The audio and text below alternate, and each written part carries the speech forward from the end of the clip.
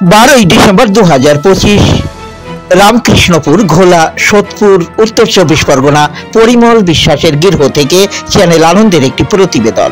আজ যথাযোগ্য মর্যাদার সঙ্গে প্রতি বছরের ন্যায় চলতি বছরেও এক মহোৎসবের আয়োজন করেছেন পরিমল বিশ্বাস তার গৃহে। গত 10 বছর ধরে এই মহোৎসব পালিত হয়ে আসছে। এই মহোৎসব প্রসঙ্গে হরে কৃষ্ণ ব্রহ্মচারী বাবাজি চ্যানেল আনন্দকে আরও জানান। এভাবে আমরা ঠাকুরের নামটা, যে গুরুদেবের নাম প্রচার হয়, এইভাবেই বিভিন্ন জায়গাতে এই শোকসভার অনুষ্ঠান করা হয়।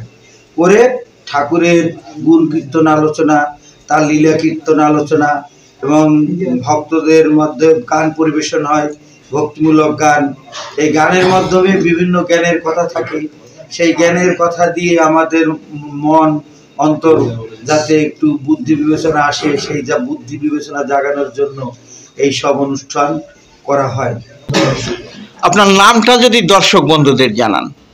আমার নাম হচ্ছে হরে কৃষ্ণ ব্রহ্মচারী।